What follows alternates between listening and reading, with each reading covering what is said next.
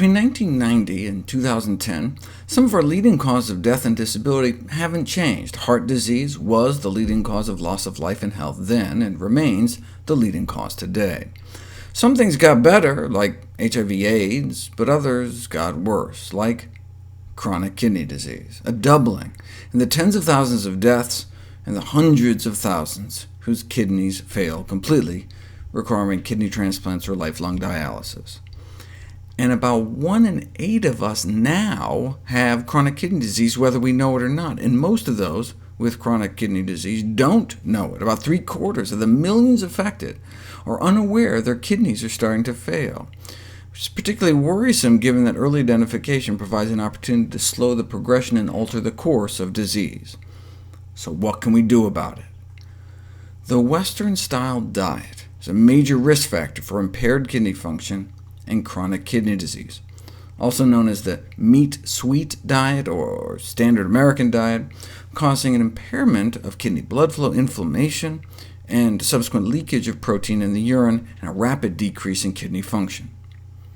Table sugar and high-fructose corn syrup is associated with increased blood pressure and uric acid levels that can both damage the kidney, and saturated fat, trans fat, and cholesterol found in animal fat and junk food negatively impact kidney function as well. The consumption of animal fat can actually alter the structure of the kidney, and the animal protein can deliver an acid load to the kidneys, increase ammonia production, and damage the sensitive kidney cells.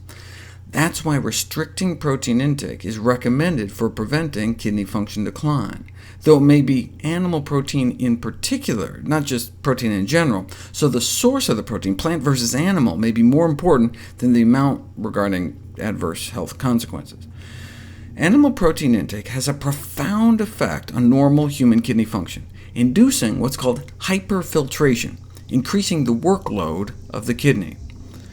This may help explain why our kidneys fail so often.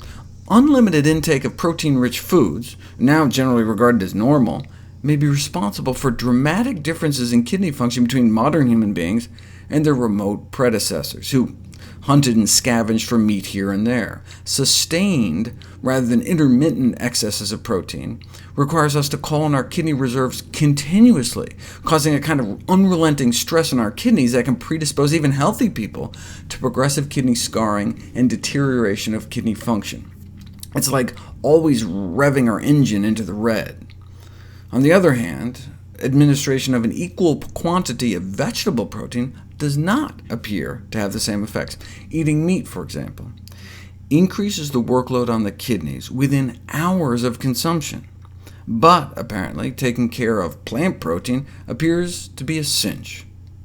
This was done with beef, but any animal protein will do. Eat a meal of tuna fish, and you can see the increased pressure on the kidneys go up, again, within just hours, for both non-diabetics with normal kidneys and diabetics with normal kidneys. If instead of having a tuna salad sandwich, you had a tofu salad sandwich with the same amount of protein, no effect. And same thing happens with eggs and dairy protein, both in people with normal and diseased kidneys. Short-term studies have indicated that substituting plant proteins like soy for animal protein is associated with less hyperfiltration and protein leakage, therefore slowing deterioration of kidney function. However, the long-term effect has not been adequately studied until this study was published in 2014. A 6-month, double-blind, randomized, placebo-controlled trial, soy versus dairy protein, and the consumption of whole soy tended to preserve renal function, kidney function, compared with milk in individuals with lowered renal function. Similar results were reported in diabetics. Even just giving isolated soy protein appeared to make things better compared to dairy protein, which made things worse. Once one's kidneys have deteriorated to the point where they're actively losing protein in the urine, a plant-based diet may help turn it off and on like a light switch. Here's protein leakage on a standard low-sodium diet, switched to a supplemented vegan diet: low sodium, vegan, low sodium, vegan. What is going on? Why does animal protein cause that overload reaction, but not plant protein? It appears to be an inflammatory response triggered by the animal protein. We know this because administration of a powerful anti-inflammatory drug abolishes the hyperfiltration, protein leakage response to meat ingestion. Here's the typical kidney stress response to a meat meal, but here's with the anti-inflammatory drug on board, confirming the role of inflammation in the impact of animal protein on our kidneys.